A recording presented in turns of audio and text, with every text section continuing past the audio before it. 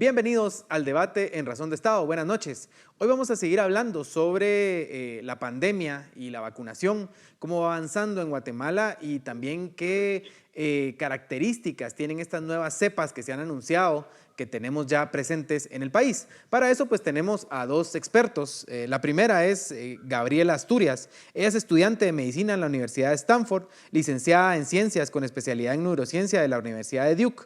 Gabriela comenzó su carrera científica a los 14 años, ha creado y participa en muchos proyectos que tienen el objetivo de mejorar el acceso equitativo a la salud a través de la educación y la tecnología, como el proyecto Alma Guatemala, que seguramente ustedes han visto, que está ayudando a muchas personas a recibir información confiable sobre la pandemia y la vacunación en Guatemala.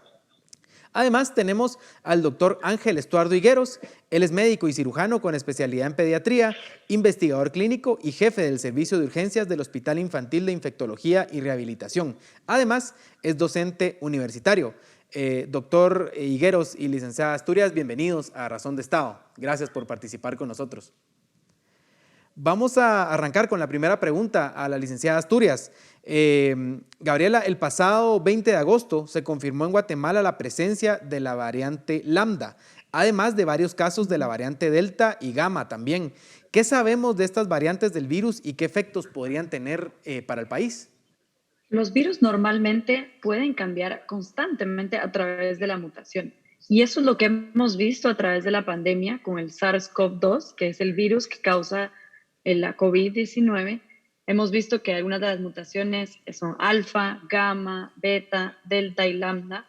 Lo que hemos escuchado mucho en las redes de Alma y entre las personas que nos consultan es que una de las preocupaciones es, ¿será que esto puede afectar a los que ya están vacunados?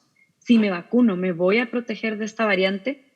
Hoy en día seguimos estudiando estas variantes, seguimos entendiendo cómo las vacunas que han sido aprobadas para la protección contra la COVID-19 pueden protegernos contra estas variantes. Se sabe que las vacunas siguen siendo la mejor protección contra estas variantes de COVID para poder frenar enfermedades graves, hospitalizaciones o muertes por coronavirus. De la variante Lambda, sabemos que surgió en Sudamérica, en Perú, en agosto de este año. Algunos síntomas asociados con ella es la temperatura alta, la tos continua, pérdida o cambio en el sentido de olfato o gusto de las personas. También según algunos datos que se han reportado, se sabe que pueden haber una tendencia de problemas intestinales que acompañan estos síntomas. Ahora es muy nueva esta variante, seguimos entendiéndola. La variante Delta, cambio, por ejemplo, no hay reportes de muchos casos que experimenten la pérdida de olfato o de gusto. Sí se ha reportado dolor de cabeza, de garganta, tos, fiebre y secreción nasal. Yo creo que lo que tenemos que tomar en cuenta es que estas variantes se pueden propagar más rápido y eso quiere decir que es importante que logremos que una mayor parte de la población esté vacunada para que podamos proteger a los guatemaltecos. Gracias. Yo creo que el comportamiento de la pandemia que hemos visto hasta ahora indica, o es claro indicador que ya estamos con la variante Delta en Guatemala, ¿verdad? La rápida propagación y demás. Doctor Higueros, paso con usted. ¿Podría Guatemala crear su propia variante como sucedió en Perú con la variante Lambda? ¿Qué problemas podría traer esto para el país? Tal vez para ampliar un poco la información de las variantes, los virus son microorganismos que necesitan de un huésped o un hospedero, como les llamamos, para vivir y reproducirse. Entonces, el SARS-CoV-2 no es la excepción, es un virus que se llama RNA por su material genético, y entonces la característica de los virus es que tienden a mutar. Mutar significa que cambian frecuentemente para hacerse más infecciosos y para ir resistiendo a las defensas del organismo y evitar que el organismo los destruya y ellos puedan reproducirse. Los cambios en las variantes que ha habido en todo el mundo, básicamente lo que han causado es que las nuevas cepas sean más contagiosas y no se sabe actualmente si realmente son más agresivas o no. Y lo que están haciendo estas mutaciones es que sean más infectivas y que estén eludiendo a la protección que dan las vacunas y que da nuestro organismo cuando ya tuvimos la infección por el COVID. Todos los países tienen riesgo de tener sus propias variantes y la OMS por eso las clasifica en dos, lo que se llaman las VOI, que por sus siglas en inglés significa variantes de interés, y lo que se llaman las B o C, que son variantes de preocupación. Actualmente la variante lambda es una variante de interés, quiere decir que no la habían detectado en ningún lugar del mundo, la acaban de detectar en Perú, pero por el momento no es una variante de preocupación, sino es una variante solamente de interés, quiere decir que no estaba presente en otros lados y está presente en Perú, y el riesgo es que pueda erradicarse a Sudamérica. Cualquier país puede tener una variante diferente. Normalmente los sistemas epidemiológicos de todo el mundo, incluyendo Guatemala, hacemos lo que se llama vigilancia de virus, y cada cierto tiempo se están tratando de aislar los virus para ver si estos no han cambiado genéticamente y presentan mutaciones. Siempre existe el riesgo que Guatemala tenga una nueva variante, igual en todos los países del mundo. ¿Qué representaría esto? Que cuando hay variantes nuevas, lo que quiere hacer el virus es ser más infeccioso. Por ponerles un ejemplo, la variante original de Wuhan tenía un RO, que en la epidemiología es el riesgo de infección, de que por cada paciente contaminado con COVID, este se lo podía pegar a 3 personas más. La famosa variante Delta que tenemos ahorita, por cada persona infectada con COVID, se lo está contaminando a 8 personas más. Entonces, no sabemos si es más agresiva, sino que hay más casos de enfermedad. Entonces, la preocupación en todos los países es que pueda haber una variante en cada área, en cada región del mundo, y estas cada vez puedan ser más infectivas, más contagiosas y por ende más agresivas. Gracias, doctor. Licenciada Asturias, Guatemala todavía registra un número relativamente bajo de población vacunada. Aproximadamente 3.7 millones de personas se han puesto al menos una dosis. En los últimos días se han administrado un promedio de 71,000 dosis al día entre primeras y segundas dosis, son datos del Laboratorio de Datos. ¿Qué problema encontramos en el proceso de vacunación del país que nos impide avanzar más rápido? ¿Cuál debería ser una meta realista que podría ponerse Guatemala para alcanzar más rápido la inmunidad colectiva? Yo creo que uno de los retos sigue en línea con lo que estábamos conversando aquí sobre las olas de las variantes nuevas. Algo que hemos visto en la atención que se brinda a través de ALMA todos los días es la cantidad de pacientes que están a punto de vacunarse porque ya son elegibles según los grupos que se están vacunando o ya pasó el suficiente tiempo entre la primera y la segunda dosis y están por vacunarse y contraen el COVID. Hemos visto muchísimos casos de personas que se están enfermando justo antes de recibir la primera dosis o entre dosis. Entonces creemos que eso es un reto. Se está propagando rápido el virus y más rápido de lo que estamos pudiendo vacunar.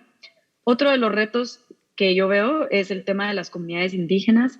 Los centros de vacunación todavía están ubicados en áreas lejanas para una gran parte de la población, en áreas rurales y áreas desatendidas. Requiere de transporte y de que se movilicen tiempo fuera de trabajo para poder llegar a los centros de vacunación y acceder a su vacuna. Eso sigue siendo una limitante.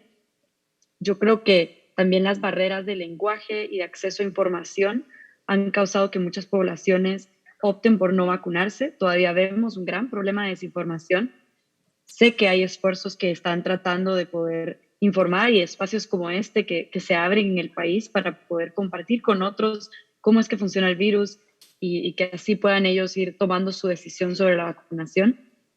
Yo creo que ahorita que ya se tienen más vacunas disponibles y varios de los desafíos logísticos de infraestructura se han ido afinando, creo que una meta realista, bueno, no sé si es realista, pero creo que sería ideal que, por ejemplo, 5 de cada 10 personas que son elegibles, de los grupos elegibles, puedan haberse vacunado a finales de septiembre.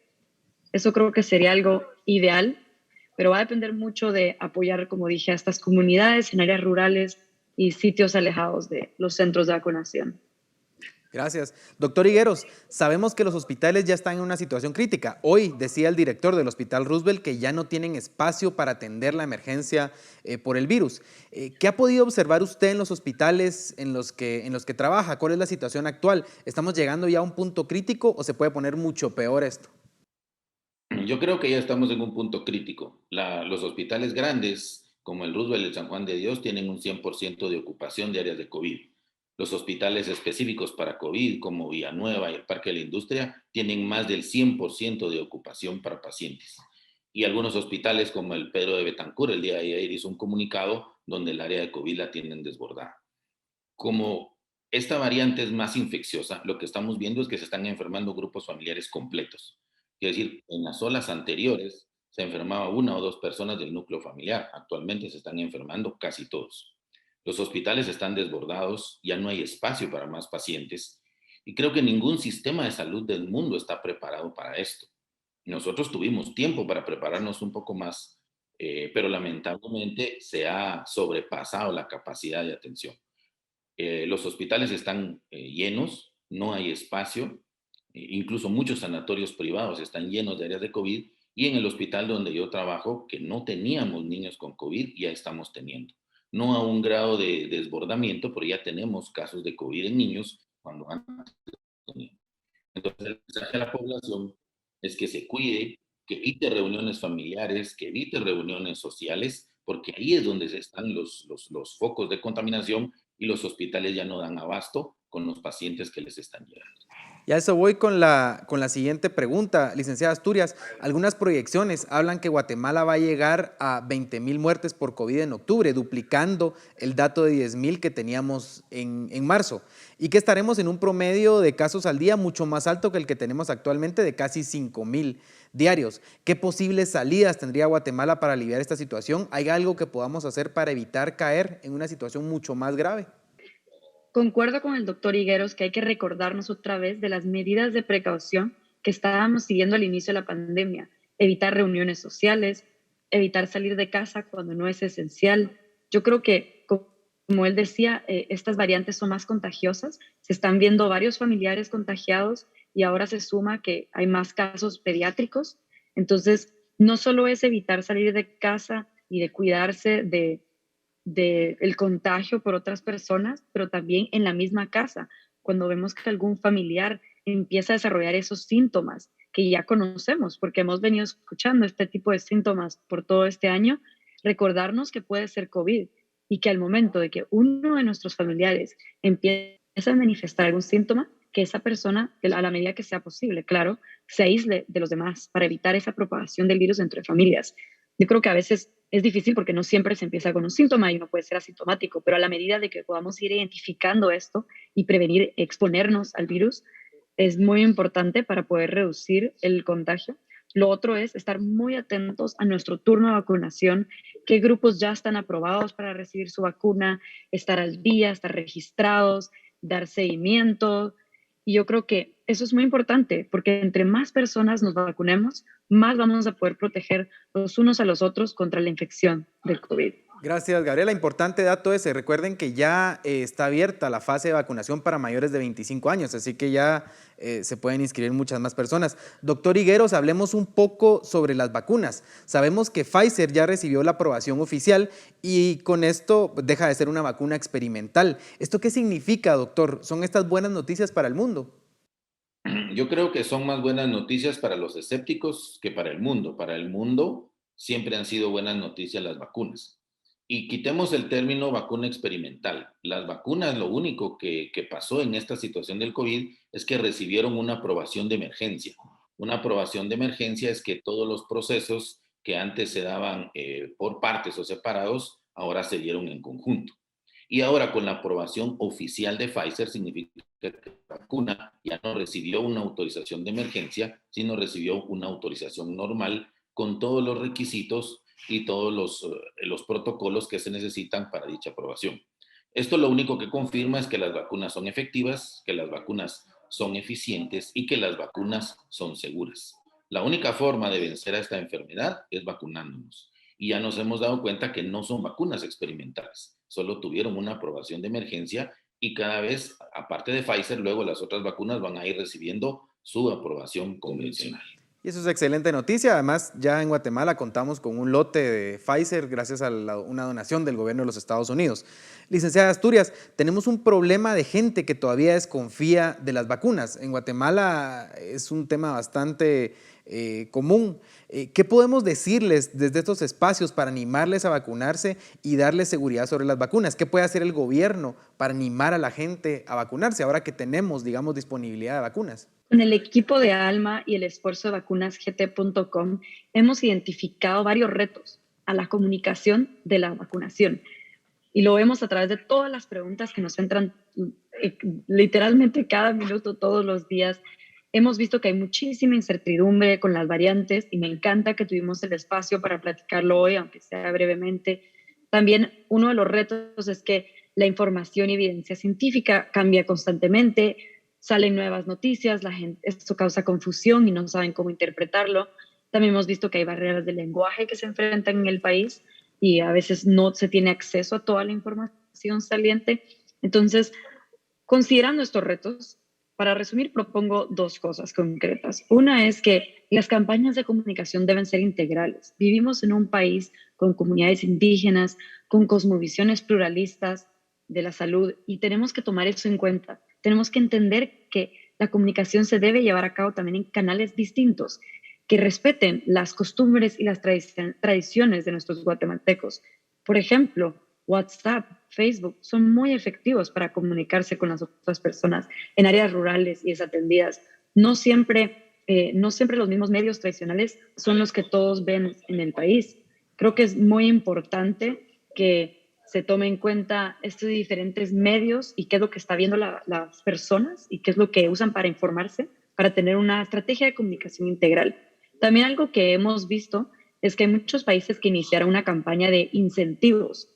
Por ejemplo, empresas, organizaciones que ofrecen ciertos incentivos para que las personas se vacunen. Hemos visto un poco de estas promociones en Guatemala y las hemos estado anunciando también, pero creo que puede ser una oportunidad para que comercios locales puedan promover también el trabajo que hacen para la reactivación económica del país y al mismo tiempo ofrecer incentivos para las personas a vacunarse. Gracias, nos queda poco menos de un minuto, pero doctor Higueros, se dice que el COVID se está convirtiendo ya en una enfermedad endémica y que no desaparecerá. ¿Vamos a tener que convivir con este virus para siempre? ¿Cómo cree usted que será esta nueva normalidad en un mundo con un virus con las características del COVID-19? Algunos expertos dicen que no hay epidemias que duren más de 2 años, según la historia. Pero los virus, después de pasar su etapa de epidemia, se quedan endémicos, quiere decir que quedan circulando todo el tiempo. Yo creo que sí vamos a tener que aprender a vivir con este virus, a vacunarnos probablemente anual y a tener ciertas medidas de protección en momentos determinados. Es un cambio que va a tener que hacer el mundo mientras logramos vacunar a la mayoría de población y entonces con eso vamos a disminuir estos brotes o estas olas, como le llamamos, del SARS-CoV-2. Yo creo que sí tenemos que aprender a vivir en una nueva normalidad. Hay que planificar a futuro estrategias para que los alumnos regresen a sus clases, para que todos podamos llevar una vida relativamente normal conviviendo con el virus. Licenciada Asturias, doctor Higueros, muchas gracias por sus aportes a este espacio. Esperamos tenerlos en otra ocasión con nosotros y con ustedes. Volvemos la próxima semana con más de Razón de Estado. Por favor, síganse cuidando que el virus está en las calles.